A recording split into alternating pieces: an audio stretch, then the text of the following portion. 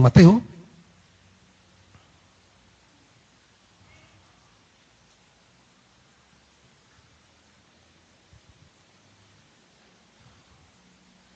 Capítulo 8 del Evangelio según Mateo.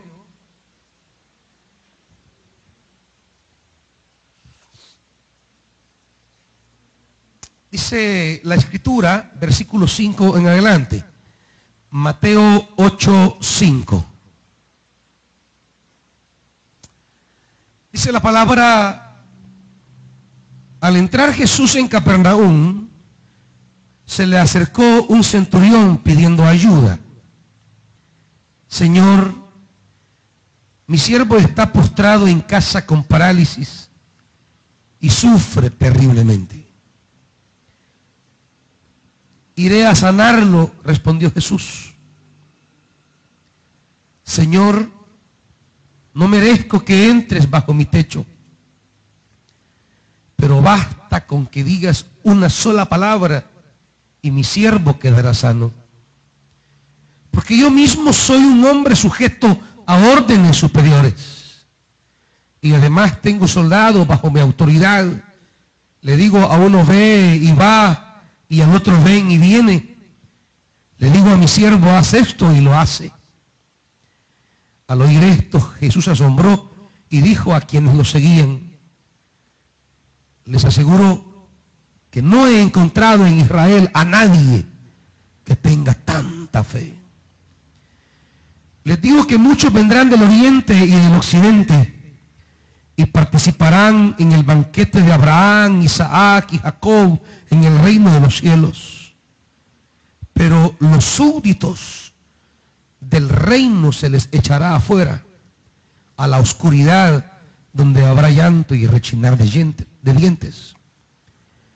Luego Jesús le dijo al centurión: ve, todo se hará tal como creíste. Y en esa misma hora aquel siervo quedó sano. Padre, venimos delante de ti necesitados de entender la magnitud, del alcance, la profundidad de esta palabra. Porque en medio de las cosas que quebrantan nuestra vida, en medio de las realidades que nos agobian, a veces tiende a prevalecer un poco y a veces mucho sobre nuestras vidas las preocupaciones que se desligan de la fe. Padre, es necesario que nos afiancemos en la fe, pero necesitamos, Dios, que nos hables, que nos ilumines, que nos aclares, que nos enseñes.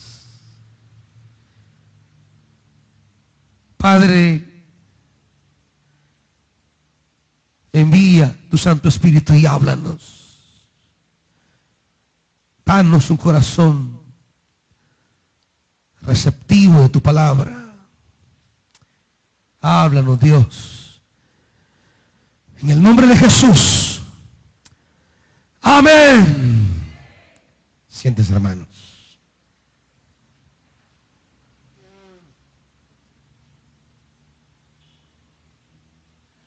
En el mensaje del primer culto hablamos acerca del asombro que experimentó Jesús cuando fue a su tierra, Nazaret, en Capernaum. Fue a su tierra a predicar la palabra, fue a su tierra a hablar del mensaje de Dios. Y aquellos que le escucharon, en lugar de acoger la palabra, de abrazar el mensaje que Jesús llevaba, comenzaron a interrogarse, a preguntarse, comenzaron a generar interrogantes. ¿Y este quién es? ¿Y este dónde ha salido? ¿Y este cómo es que hace? Y en lugar de abrirse de manera sencilla a la palabra y a los actos que aquel hombre hacía, comenzaron a querer cuestionarle, como diciendo, y si sus hermanas aquí viven entre nosotros, si a ya lo podemos, si eso ya sabemos. Y dice el Evangelio que Jesús no pudo hacer milagros ahí a causa de la incredulidad de ellos, y él quedó asombrado a causa de la incredulidad.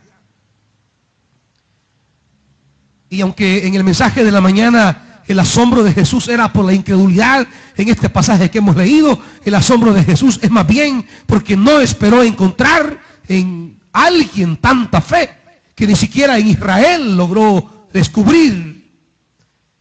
Y queda el Señor asombrado. Qué difícil, creo yo, es arrancarle un asombro a Dios. Es como decir, este hombre dejó con la boca abierta a Jesús.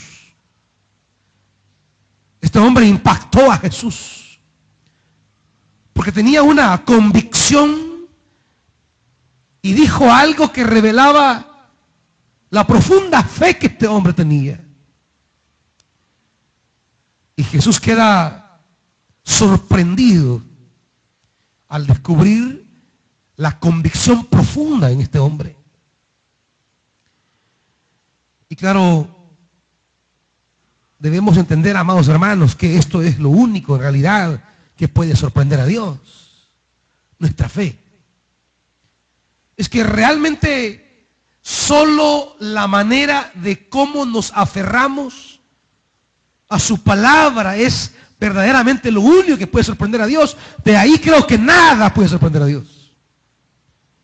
De ahí creo que nada puede sacarle a Dios esa expresión de asombro. Jesús dice, no he encontrado en Israel tanta fe. Está sorprendido.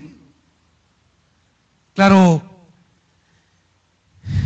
apegarse al Evangelio, apegarse a la palabra, apegarse a una promesa, apegarse a un mensaje, apegarse a algo que Dios diga, cuando pareciera no haber sentido, cuando pareciera no haber razón,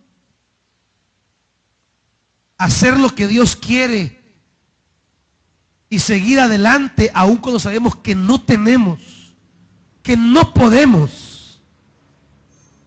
Pero le decimos al Señor, nos basta tu palabra para seguir obrando. Nos basta la palabra para continuar.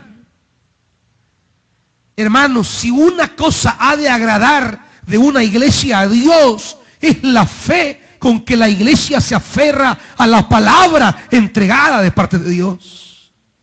Cuando Dios le habla a usted y le plantea un desafío, y usted toma ese desafío, lo hace suyo, sabiendo que no comprende todo, que no entiende todo. Como Abraham, que salió sin saber para dónde iba, dice la Biblia. Pero había recibido una palabra: sal de esta tierra y vete a una tierra que yo te daré. Abraham no tenía garantía de nada. Solo sabía que esa palabra era de Dios, que Dios le había salido al camino, que Dios se le había aparecido. Y Abraham sabía que en esa palabra se estaba desencadenando un futuro glorioso para él y para su descendencia. Miren, amados hermanos, a Dios no le asombra que una iglesia puede construirle un templo de oro o de plata. Eso no le asombra a Dios. De hecho, donde Él mora, donde Él reina, es mucho más precioso que cualquier templo humano. Dios no se seduce por las edificaciones de una iglesia. Dios tampoco queda asombrado por las formulaciones doctrinales de las iglesias. A Dios no le sorprende la manera precisa de cómo podamos expresar nuestra fe por escrito. O sea, la doctrina, el dogma. Jamás Jamás vamos a llegar a formular por escrito una idea completa de Dios, porque Dios es inabarcable. Dios es inalcanzable, Dios es indefinible. Nunca podremos construir una doctrina y un dogma acerca de Dios perfecto, porque Dios no puede ser descrito en palabras humanas. La pureza de una definición doctrinal nos sorprende a Dios, porque Dios es inalcanzable. Ningún ser humano, ninguna mente brillante puede abarcar a Dios en una definición. Ningún pensador teológico puede encajar a Dios dentro de un dogma. Dios siempre está más allá de nuestras fórmulas. No habrá ningún credo, ninguna doctrina, ningún dogma que pueda sorprender a Dios y decir, wow, esto me impacta. No. No hay templos, no hay doctrinas, no hay tradiciones que puedan sorprender a Dios. No puede la iglesia decir, es que voy a sorprender a Dios con estos 1000 años de antigüedad que tenemos como iglesia. Si el más antiguo que de todas las cosas es Él, ¿quién puede enseñarle a Él? ¿Quién puede cubrirlo a Él? ¿Quién puede sorprenderlo a Él? Pero hay una cosa, amados hermanos. Hay una cosa que Dios no tiene. Hay una cosa que no le pertenece por su definición de Dios. Y es que hay una cosa que Dios no puede hacer respecto a nosotros. Y es obligarnos a creer. Lo que Dios no puede hacer es, Dios no tiene nuestra fe. Dios no puede creer por mí. Creer en su palabra es el único acto que yo puedo realizar delante de Dios. Aceptar la palabra y embarcarme en esa palabra, o rechazarla y vivir en mi propio criterio de vida. Abrirme a lo inesperado de su palabra, o vivir a lo acostumbrado de mis ideas. Dios puede darme la palabra, pero no me obliga a creer en esa palabra. Dios me entrega su palabra, pero Él no tiene de por sí la respuesta positiva mía a esa palabra. Y cuando Dios da una palabra, si algo sorprende a Dios, es la facilidad, diríamos, es la apertura que demostremos cuando Él nos entrega esa palabra. Eso sorprende a Dios. Porque Dios dice, ¿y este cómo es que puede creerme? ¿Y este cómo es que, no habiendo razón lógica para aceptar lo que le digo, lo acepta, lo recibe y lo hace? Esas cosas sorprenden a Dios. Eso es lo que a Dios le sorprende. Cómo el ser humano es capaz de arriesgar muchas veces aún su vida misma para apostarle a una palabra que ha recibido, aunque parezca que lo pierde todo. Es ahí donde Dios dice, esto a mí sí me sorprende. Por eso en la Biblia Dios siempre ha obrado a través de gente de fe. Por eso en la Biblia Dios siempre ha obrado a través de gente que le cree, a través de gente que, no habiendo razón ni lógica para asumir la palabra que Él da, la tomamos, la recibimos, la acogemos. A través de esa gente es que Dios hace grandes cosas en la historia. Dios no hace cosas grandes en la vida de los incrédulos. Dios hace cosas grandes en la vida de los que reciben la palabra. Es que es impresionante, amados hermanos. Vean conmigo unos pasajes que a mí siempre me impactan. Avancemos. Vamos a Génesis.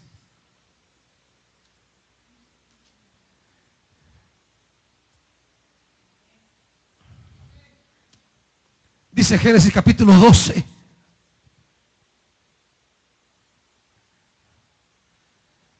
Génesis 12.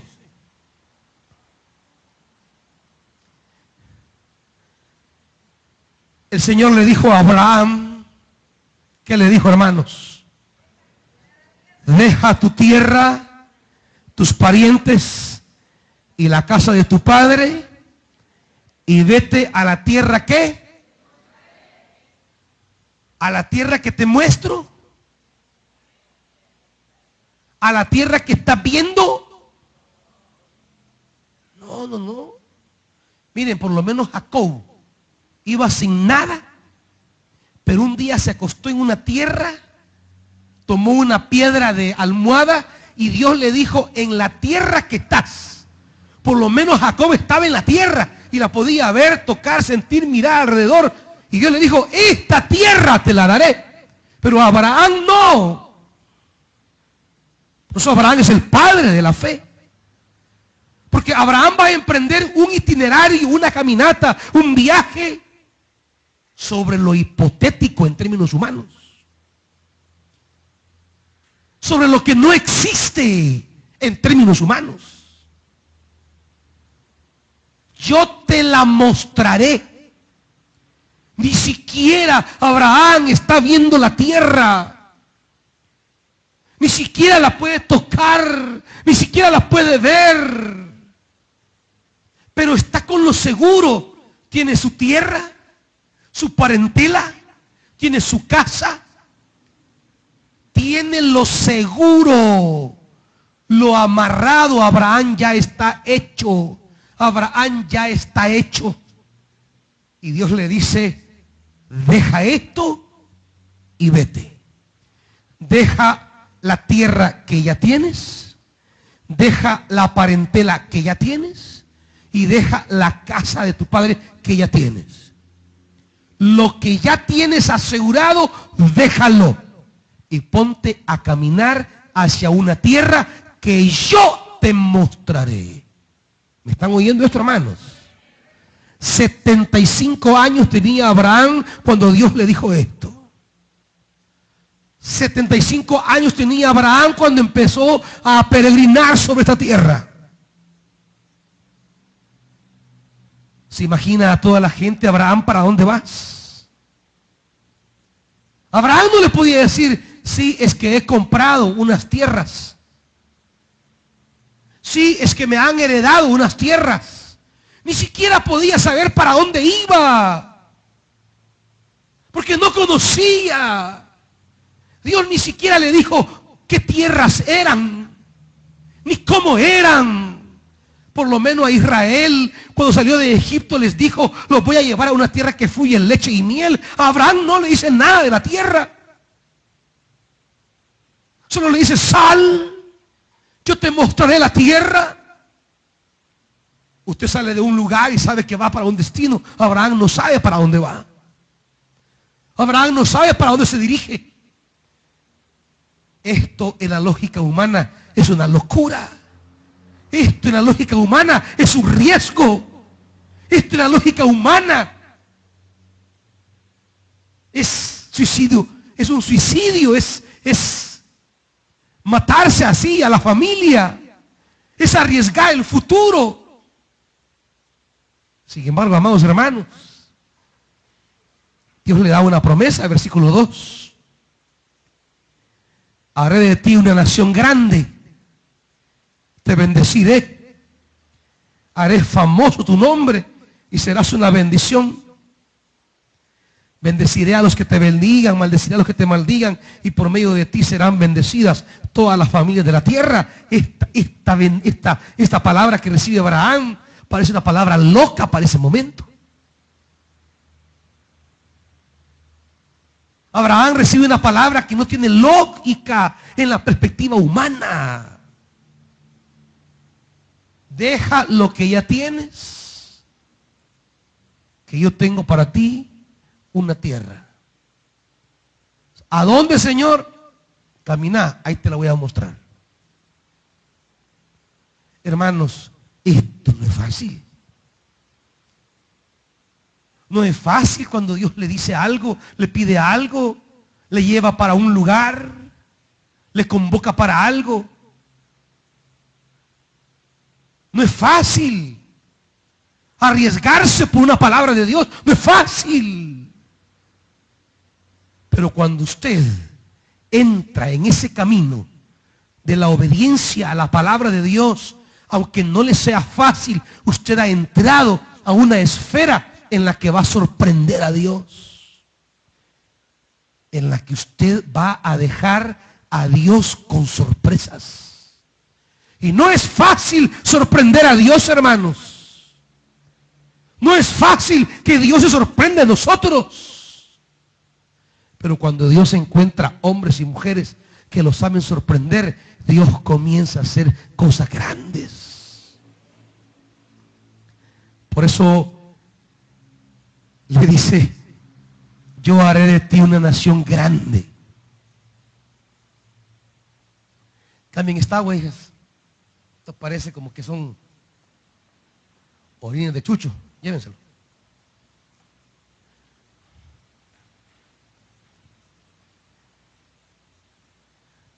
Le promete una nación grande. ¿Y cómo una nación grande? Si solo tiene su esposita y su esposa es estéril. Una nación grande. Una tierra que no sé ni a dónde está. Me promete una nación de una mujer que es estéril. Hermanos, hay que tener fe para esto en realidad. Hay que estar locos para esto en realidad. Hay que haber entrado a la esfera de la fe para creer que un matrimonio estéril será padre de una gran nación. Para creer que de lo que tengo asegurado, Dios me manda a una tierra que Él me va a mostrar, que ni siquiera me dice, aquí está la foto, ¿no? Ahí te la voy a mostrar. Abraham no podía ni siquiera decir que iba a algún lugar, ni siquiera podía decir a Abraham, ¿para dónde vas? ¿Saben qué decía Abraham? No sé. ¿Cómo que no sabes? No sé. Solo sé que hay una tierra esperándome. Pero ya la conoces. No. ¿Pero te vino a hablar alguien de la tierra? No. ¿Vino algún viajero y te informó de la tierra? No. ¿Y cómo es que sabes de esa tierra? Dios me habló. Dios me dijo que hay una tierra para mí. Y yo me encamino para allá. ¿Se imaginan a ustedes la gente muriéndose de la risa? ¿Se imaginan a los parientes? Algunos preocupados. Este Abraham ya se volvió loco. Quizás algunos querían hacerle una limpia. O llevarlo al psicólogo. Que venga el hechicero y me le haga aquí un lavado. Porque Abraham se ha sobado. Lo está dejando todo. Porque dice que hay un Dios que se le ha aparecido. Que le da una palabra. Que hay una tierra esperándole. Esta es la fe, hermanos. Esta es la fe. Esta es la fe que asombra a Dios. Esta es la fe que sorprende a Dios. Esta es la fe que impacta a Dios. Esta es la fe que falta hoy en día en muchas iglesias que se han refugiado en templos, en ritos y en doctrinas, pero ya no son gente de fe. No se arriesgan en nada delante de Dios. Viven un ciclo religioso circular sin terminar. Es un círculo vicioso. Es un costumbrismo, es un mecanismo religioso. Van, entran, pero tienen un paso, 2 pasos, 3 pasos. Ya no hay esa fe que sale de la rutina y emprende caminos emocionantes, porque hermanos, es emocionante en realidad, porque arriesga todo y uno sabe que ha puesto toda la vida allí. Ya no vamos en los caminos, no estamos en el camino de lo seguro. El camino de la fe es el camino de lo inseguro en perspectiva humana. Usted se está arriesgando a algo que sabe que se puede quedar sin nada. Que sabe en su mente que puede perder. Que sabe en su mente que no hay condiciones humanas para alcanzar una victoria. Usted sabe que va con posibilidades de ser derrotado según cálculos humanos, y que lo único que tiene es esa palabra que le garantiza algo. Pero cuando alguien que en su mente humana, la lógica, la presión social le dice, eso no es así, no estás loco, pero que el Espíritu le dice, esta es la palabra de Dios para tu vida, y decide asumir esa palabra. Miren, hermanos, esa gente asombra a Dios. ¿Por qué Dios le llamó amigo a Abraham? No crean que Dios le llamó amigo a Abraham porque Abraham iba con una caja de chocolates el 14 de febrero. Señor, mi amigo, toma, hoy es día de la amistad. No. Dios no le llamó amigo a Abraham porque Abraham lo invitaba a chupar, o porque Abraham le compraba regalos a Dios. Dios le llamó amigo a Abraham porque cuando Dios le dio una palabra, Abraham la creyó a ciegas. Abraham la creyó sin dudar. Abraham la creyó sin cuestionar. No como aquellos que le decían, ¿y este quién es? ¿De dónde ha sacado poder? ¿Quién le ha enseñado? Si su mamá aquí vive, sus hermanas. Dios daba una palabra y Abraham la tomaba. Eso sorprende a Dios. Pero a esa gente Dios le dice, mi amigo. Un día Dios le entregó a Abraham un hijo. Y creció aquel muchacho. Tenía ya por lo menos unos 17 años, Isaac. Era la alegría de Abraham. Era el sueño alcanzado de Abraham. Era la promesa realizada. Dios le había dado, en Sara, la estéril, le había dado un hijo. Y un día Abraham está descansando y Dios le llama. Abraham, quiero a tu hijo, tu único, al que amas. Sacrifícamelo en el monte que yo te diré. Esto. Y saben una cosa, hermanos. Abraham no anduvo. ¿Qué? Pídeme lo que quieras, pero no mi hijo. Llévame a mí si deseas. No. Muy de mañana se levantó. Tomó a Isaac, a un criado, y caminaron al lugar que Dios les iba a indicar. Yo siempre pienso en Abraham, todo ese camino, todo lo que iba pensando. Porque Dios es especialista para tocar nuestros intereses. Dios le dice, Abraham, quiero a tu hijo. Eso ya era un golpe. A tu único. Se la hunde, mamá. Y le dice, al que amas.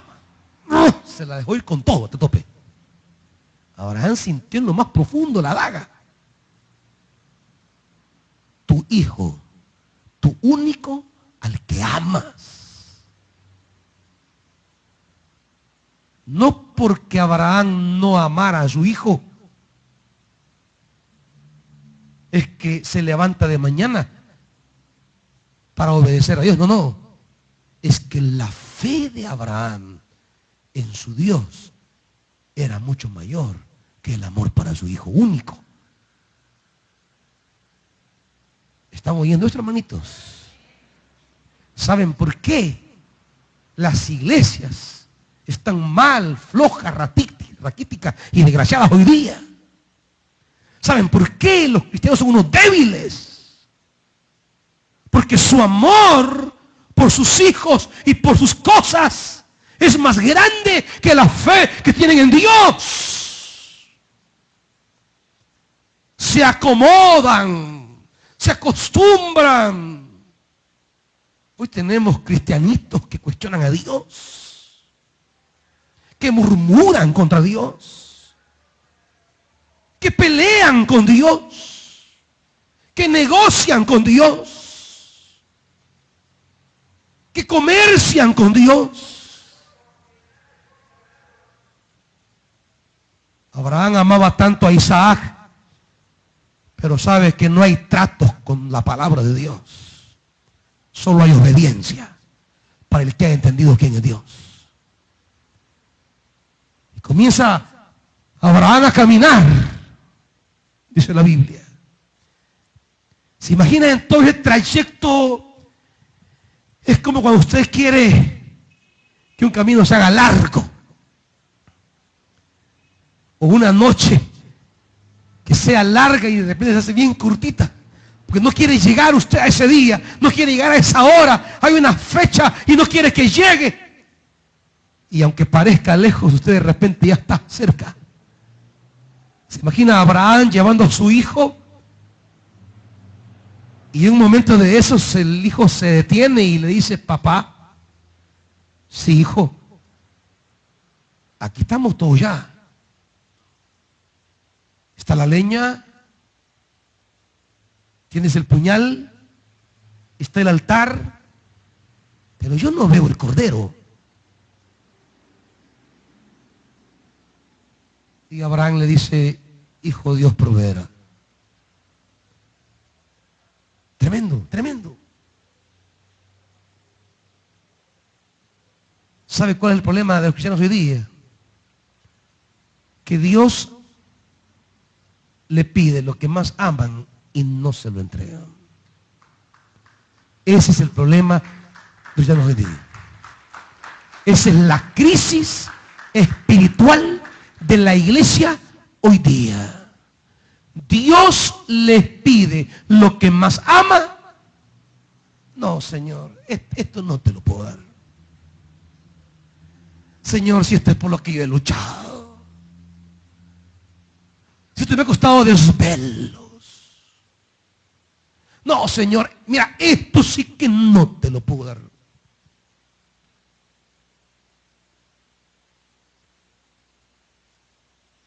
Señor, si Él es la razón de mi vida.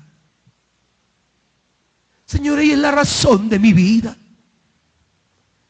Señor, esto no lo puedo, esto no te lo puedo entregar. Esa es la razón por la cual estamos como estamos hoy día. Esa es la razón por la que Dios no puede glorificarse aún más. Porque no encuentra gente que sea capaz de decirle a Dios lo que quieras, lo que me pidas, lo que tú digas.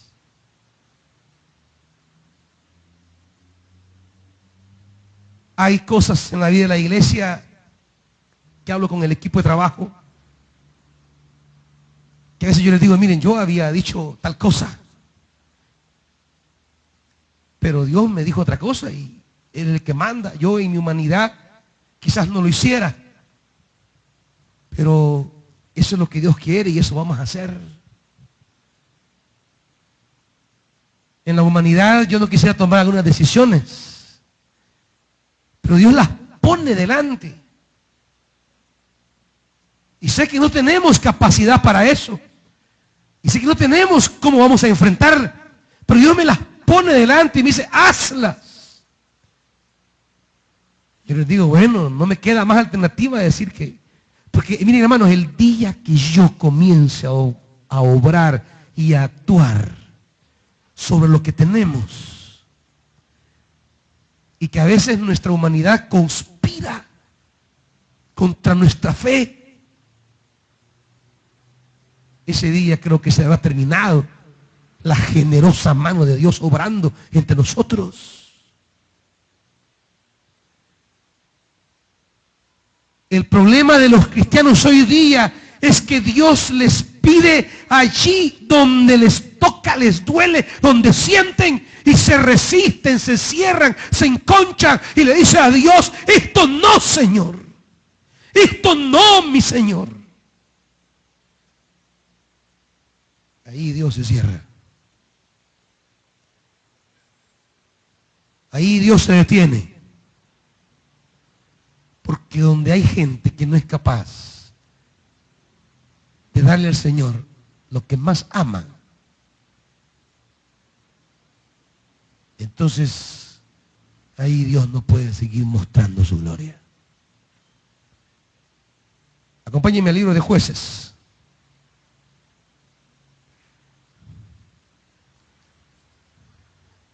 Capítulo 6.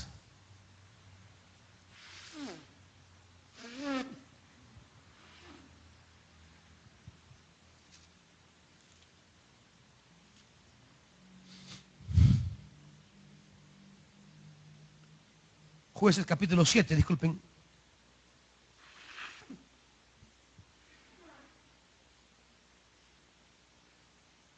Jueces 7. Dice: Jerobbaal, es decir, Gedeón, y todos sus hombres se levantaron de madrugada y acamparon en el manantial de Jarod. El campamento de los madianitas estaba al norte de ellos, en el valle que está al pie del monte de Moré. El Señor le dijo a Gedeón: tienes demasiada gente para que yo entregue a Madián en tus manos, a fin de que Israel no vaya a jactarse contra mí y diga que su propia fuerza lo ha librado. Anúnciale ahora al pueblo, cualquiera que esté temblando de miedo, que se vuelva y se retire del monte de Galaad. Así que se volvieron 22,000 hombres y se quedaron 10,000. Pero el Señor le dijo a Gedeón: todavía hay demasiada gente, hazlos bajar al agua y ahí seleccionaré por ti. Si digo este irá contigo, ese irá. Pero si digo este no irá contigo, ese no irá. 6. 300 hombres lamieron el agua llevándola de la mano a la boca. Todos los demás se arrodillaron para beber. El Señor le dijo a Gedeón: con los 300 hombres que lamieron el agua, yo los salvaré y entregaré a los madianitas en tus manos. 300 hombres. Todo lo que lleva Gedeón. Y dice la Biblia que los madianitas, versículo 12, los madianitas, los amalecitas y todos los otros pueblos del oriente que se habían establecido en el valle eran numerosos como langostas. Sus camellos eran incontables como la arena a la orilla del mar. ¿Están oyendo esto, hermanos? ¿Cómo era el pueblo enemigo? Incontable. ¿Con cuántos iba Gedeón? 300. 300 hombres contra un ejército incontable como la arena del mar. Hay que estar locos. No funciona aquí la aritmética. No pegan los números de la matemática. No hay una proporción. Los enemigos son milésimas de veces mucho más que el grupito de Gedeón. Pero Gedeón nunca duda. Gedeón no le reclama. Gedeón no negocia. Gedeón no hace comparaciones matemáticas. Si Gedeón comienza a hacer números y a ver las posibilidades proporcionales para derrotar a su ejército, no tiene alternativa. por qué mucha gente vive en angustia, en desesperación y enfermedades? Porque vive en la lógica de las matemáticas. Porque vive en la lógica de los cálculos humanos. Porque vive en la lógica de las posibilidades humanas.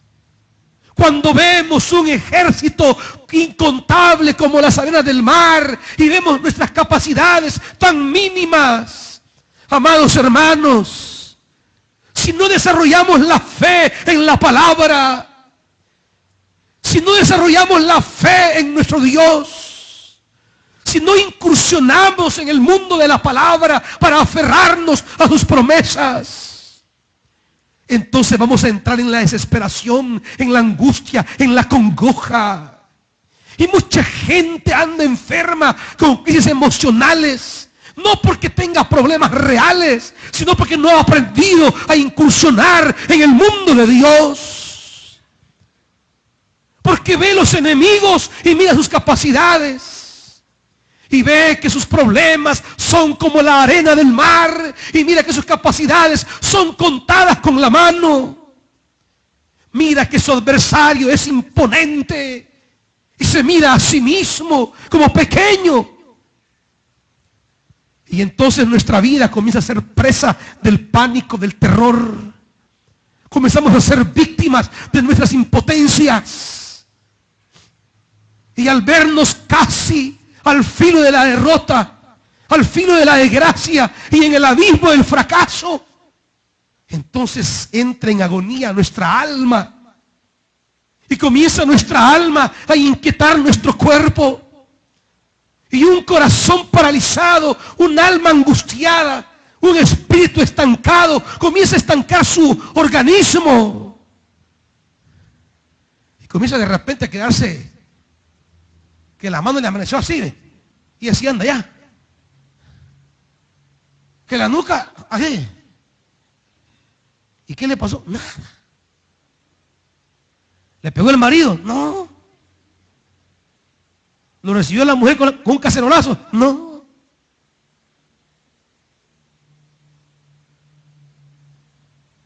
Le toman los exámenes. Usted está bien. No tiene nada. Pero ¿y por qué he quedado embrecado, pues? El médico no se lo puede decir porque no sabe, pero Dios le dice porque no tiene fe, porque no ha aprendido a entrar en la aritmética de Dios, porque no ha aprendido a caminar y a decidir su vida en perspectiva divina, porque ha entrado en el ámbito de la religiosidad, porque vive en el ámbito de la religiosidad, que sigue siendo el ámbito de su pensar, de su creer, de su imaginar o de su poder. Tenemos que entrar al ámbito de las posibilidades divinas. ¿Por qué tienes que ahogarte si tu Dios puede salvarte con 2, con 3 o con 100? ¿Por qué tienes que ahogarte? ¿Acaso no hay Dios sobre la tierra? Por eso cuando vemos el pasaje del Evangelio, veamos el pasaje del Evangelio. Este hombre llega donde Jesús. Se le acerca pidiendo ayuda, dice el pasaje. Mi Señor, mi siervo está postrado en casa con parálisis y sufre terriblemente. Y Jesús le dice, iré a sanarlo. Él emprende el camino para la casa del hombre. ¿Y sabe qué le dice el hombre? No, Señor, le dice. Si yo soy centurión romano, soy hombre bajo autoridad. ¿Qué significa eso? Él está en Palestina, pero César está en Roma. Es el emperador. Y si César, que está en Roma, da una orden, él que está en Palestina, como centurión romano, ¿qué hace? Obedece. Para que él obedezca a César, no tiene que viajar César desde Roma a Palestina. Para que el centurión ejecute una orden de César, No tiene que venir el emperador desde Roma hasta Palestina a decirle, haz esto. Basta con que César diga la palabra en Roma y él obedece. ¿Y sabes qué le quiere decir? Señor, ¿cuánto más tú? Solo di la palabra. No tienes que ir a mi casa. Aparte que no soy digno. No merezco que entre bajo mi techo. Di la palabra, porque tu palabra basta para que mi siervo sane. Esto impresionó a Jesús. ¿Sabe por qué? Porque este hombre llega a Jesús con necesidad. Él no anda paseando. Él no anda por ahí viendo a ver si me sale. Este hombre ha viajado hasta donde Jesús, porque la angustia le corroe, le come la desesperación, está afligido y quiere que su siervo sane. Algunos dicen que no es el siervo, es el hijo.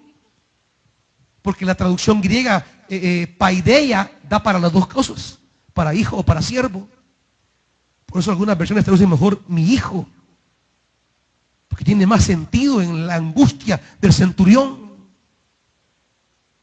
Ha viajado tan largo para decirle a Jesús, sana a mi hijo, sufre terriblemente.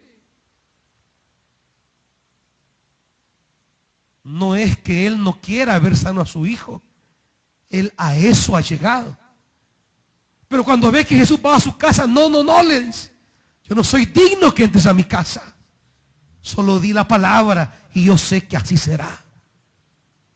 Solo di la palabra y sé que ocurrirá. Y cuando Jesús oye eso, Jesús dice, qué tremendo. Jamás he visto fe en todo Israel como la de este hombre. Es como que Jesús dijera ahora, que mirara por ahí a un bolito en la calle, ¿va? Y Jesús dijera, ni en esa iglesia he hallado fe como en este bolito. Porque hay gente con religión, pero no con fe. Hay gente con culto, con dogma, con templo, con tradiciones, pero no con fe. Porque la fe es esto. Es implementar ciertas realidades en nuestra vida a partir de una palabra recibida. Solo di la palabra, le dijo, solo di la palabra. No vayas, solo di la palabra. Y yo me regreso. Yo me regreso a casa, solo di la palabra. Eso me tenía fe, hermanos. Porque va a regresar a su casa sin saber humanamente si es verdad lo que ha recibido. Digo, sin saber con la vista. Y no me tendrán fe. Porque se va a regresar. Quizás nunca más va a volver a ver al Señor. Porque él sigue su camino. Pero él sabe que esa palabra que dijo se puede ir en paz a su casa.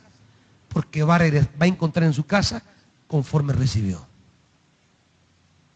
Conforme creyó. ¿Qué es lo que Jesús le dice al final? En el 13. Ve, ¿por qué? Vete, ¿por qué? Todo se hará. ¿Cómo se hará, hermanitos? ¿Cómo se hará, hermanos? ¿Cómo se hará, hermanos? ¿Qué es lo que va a venir a su vida? Conforme usted crea.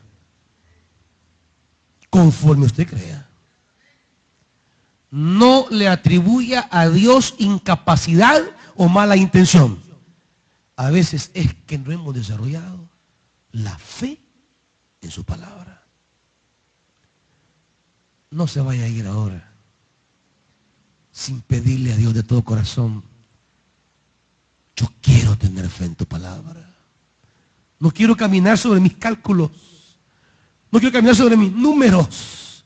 No quiero caminar sobre mis capacidades. Yo quiero creer tu palabra.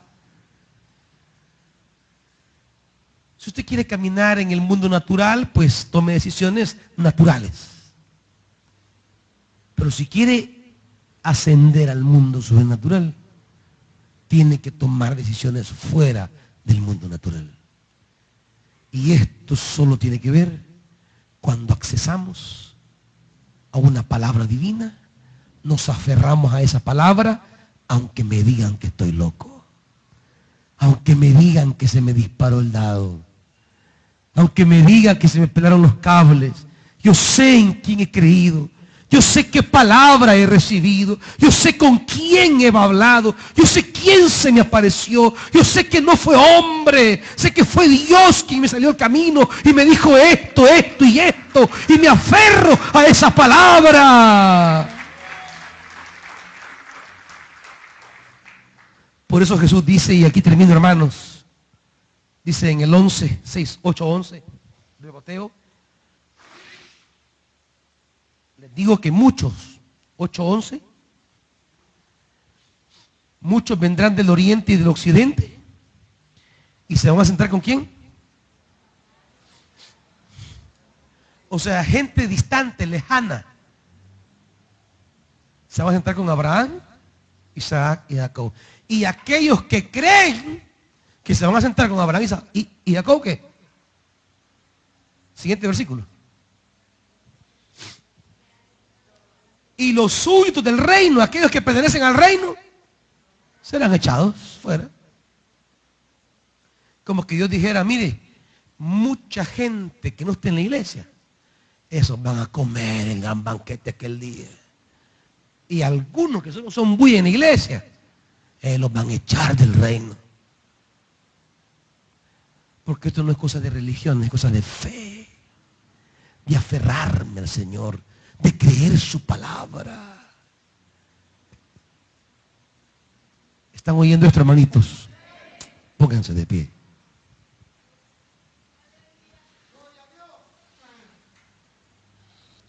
No se vaya, hermano, sin decirle a Dios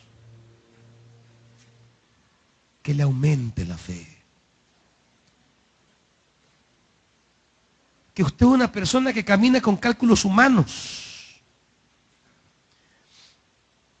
que muchas áreas de su vida la maneja así con cálculos humanos, pero que hay una área de su vida que no la puede manejar con cálculos humanos y es su relación con Dios. Hay una área que no la puede manejar viendo pros y contras, y es lo que Dios le dice, lo que Dios le pide, lo que Dios quiere de usted. Lo que Dios quiere de usted no lo puede someter a evaluaciones humanas. Cuando Dios se ha acercado a usted y le ha dicho, esto quiero de ti, esto quiero que hagas, aquí quiero que vayas, esto quiero que me des, eso no se puede someter a juicios humanos, a consideraciones. Solo hay dos caminos allí. Yo obedezco la palabra y quizá pueda hacer cosas locas a la lógica humana, o yo abandono la palabra y sigo mis caminos, sigo mis rumbos. Dígale al Señor, Señor, aumenta mi fe, dígale.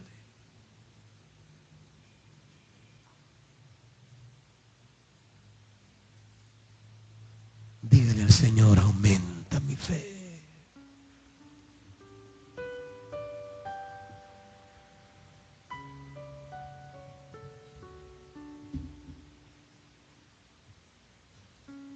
Yo no quiero caminar en la lógica de la religiosidad.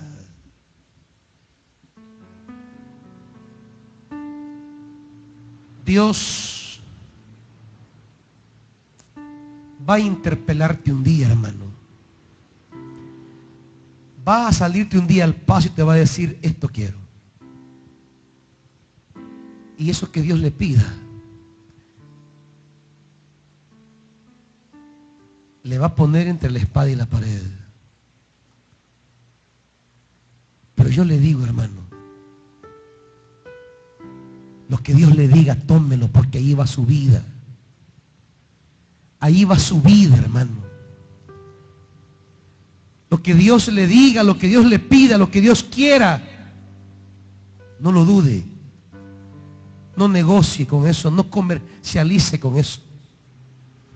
Quizás no le convenga en el momento. Quizás no le sea agradable en el momento. Pero cuando usted decide hacerlo, llevarlo a cabo, lo toma, camina sobre eso, usted sorprenderá a Dios. Y un Dios sorprendido nos sorprende a nosotros, hermanos. Un Dios sorprendido nos sorprende a nosotros. Un Dios que queda asombrado de nuestra fe. No litigie con Dios. Dios no es su chero. Dios es su Señor. Lo obedece o lo desobedece. Dios no es su compadre ni su comadre. Dios es el Señor. Da una palabra a su vida, la toma o la deja. Si usted la toma y eso lo hace pasar por loco, por ignorante o por tonto, a la vuelta de unos meses usted será exaltado, porque siempre Dios exalta a los que le obedecen. Si usted la deja, quizá en el momento puede parecer normal y hasta sabia, quizá, pero en unos meses será la más dunda, porque habrá perdido bendiciones de Dios.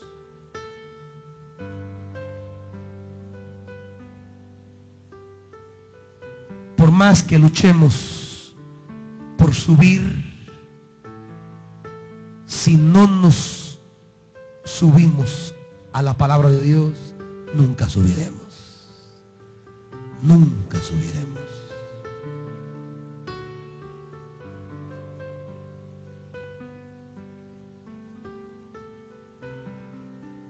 Padre, queremos la fe de este hombre, Dios.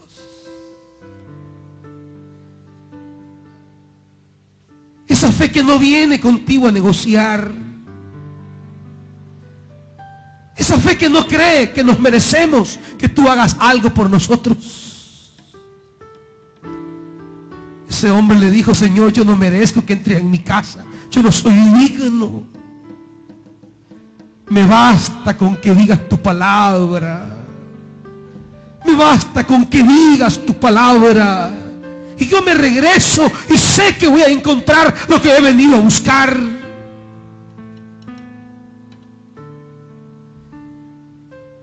¿Por qué perdemos esa fe, hermanos? ¿Por qué perdemos esa forma de ser cristianos? ¿Por qué nos convertimos en un estilo mecánico de ser cristianos? Y aún así murmuramos solo por venir al templo. Y aún así luchamos. Cuando Dios me quiere que yo sirva, yo no sirvo de bravo.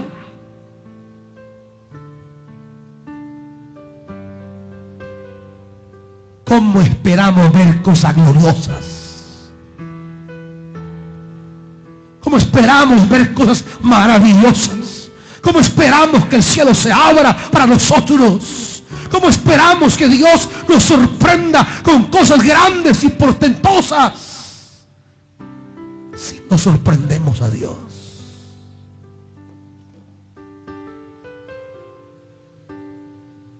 Si cuando Dios me pide algo, es un pleito que agarramos con Dios.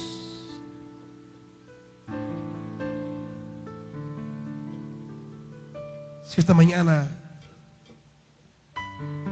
alguien quiere entregar su vida al Señor, venga. Si oyeres hoy su voz, dice la Biblia.